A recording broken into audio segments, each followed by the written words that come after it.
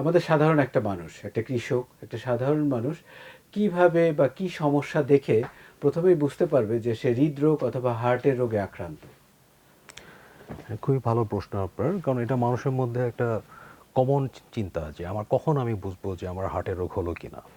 সেক্ষেত্রে আমরা পেশেন্টদেরকে সহজ করে যেটা বলতে চাই সেটা হচ্ছে যে একটা মানুষ যদি দেখে যে সে পরিশ্রম করলে, আপনি যখন কৃষক দিয়ে শুরু করলেন, এভাবে আমি বলি যে সে যখন ভারী কিছু তুলতে যায়, ভারী কোনো কাজ করতে যায়, তখন যদি সে ফিল করে যে না, তার বুকের মাঝখানে একটা বড় অংশ জুড়ে জোরে চাপ লাগছে বা ব্যথা ব্যথা লাগছে বা দম নিতে কষ্ট হচ্ছে, বা সাথে যদি সে দেখে যে না, তার ভারী কাজ করার সময় বুকে চাপের পাশাপাশি তার শরীরে ঘাম দিচ্ছে, অস্বস্তি লাগছে, ইভেন এই চাপটা বা এই ব্যথাটা এমনও হতে পারে যে বুক থেকে বিভিন্ন দিকে চলে যেতে পারে, গলার দিকে, হাতের দিকে, পিঠের দিকে। স্যার, হাতের দিকে গেলে বেসিক্যালি কোথায়? বাম হাত? হাতের দিকে ইউজুয়ালি বাম হাতেই বেশি যায়, তবে ডান হাতেও যেতে পারে।